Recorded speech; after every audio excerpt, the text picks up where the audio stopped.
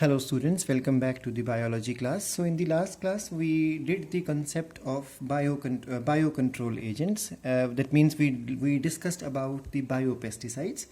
We learned in the last class that agricultural activities, no matter what are the agricultural activities, they all are threatened by pathogens and pests, and the only ultimate solution for that is to kill or to remove these pathogens or pests. Otherwise they harm the farmer economically a lot, because these pests and pathogens, they spoil a lot of the product of agricultural activities.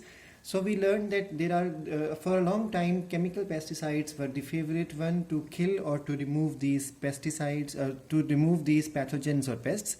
But the problem, but the good things about these chemical pesticides are that they are fast in action and they quickly remove all those pathogens and pests, so that there is minimum damage or no damage at all to the crop.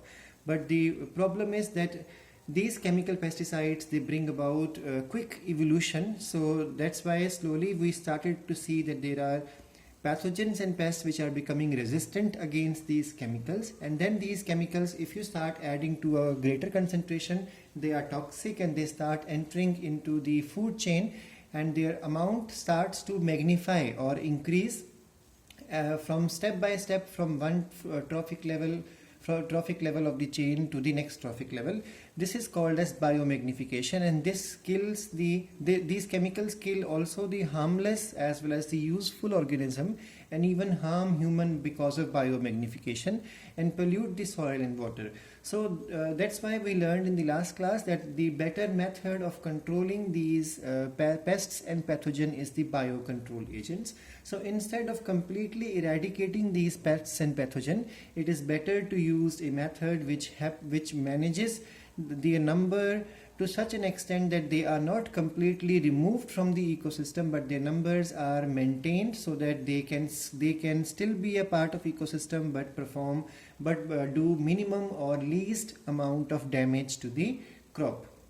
So there comes a topic of organic farming, that there are farmers now that they know very well that to remove these organisms, whether they are harmful or whether they are harmless or whether they are useful, we should never remove any organism from the ecosystem, because this is going to have disturbing influence on the ecosystem. Because when you remove any organism, then its predatory dependent organism and parasitic dependent organism would also be finished from the ecosystem. So we learned that it is better to have natural methods of pathogen and pest control.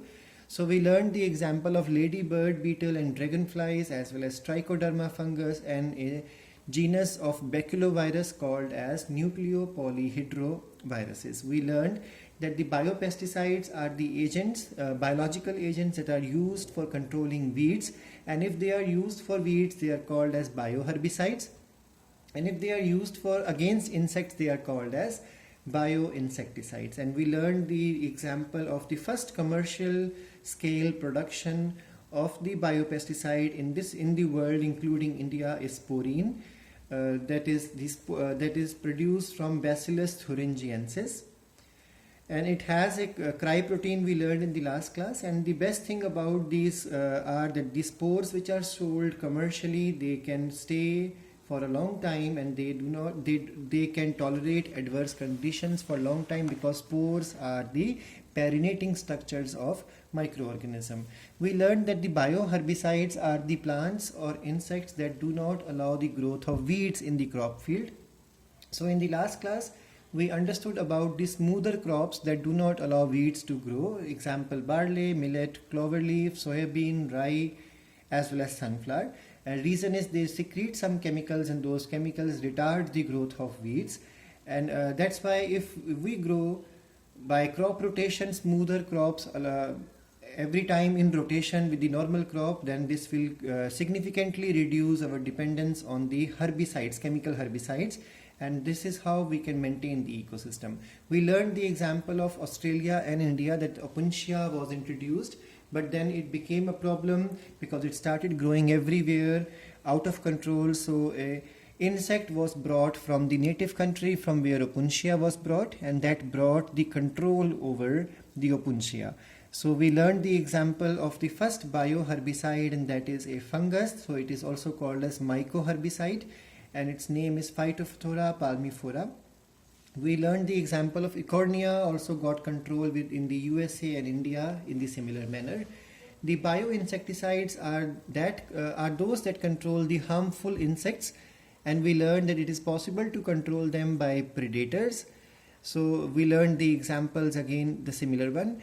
And then in the same manner we have parasites and pathogens. For example, we have bacteria called as Bacillus thuringiensis. Please learn and write the spelling carefully of thuringiensis. It controls the cotton bollworm as well as the corn borer. So these are the insects which harm the cotton or they harm the corn field. So to control them, this bacterium can be used. Then similarly, we learned the example of NPV, nucleopolyhedrovirus, which are species specific and target a particular species of insect only.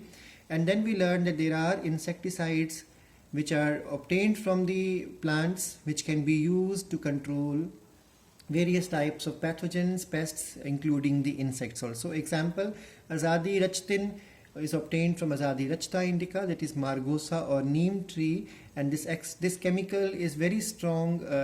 It strongly works against the leaf-eating type of pests. Then I told you that in the genetics, in the biotechnology, we will be learning about the transgenic plants, example BT cotton and BT brinjal, because BT stands for the same bacterium. So its gene of killing the insect has been transferred into a cotton. So that's why this cotton is a genetically modified cotton. Similarly, genetically modified brinjal also.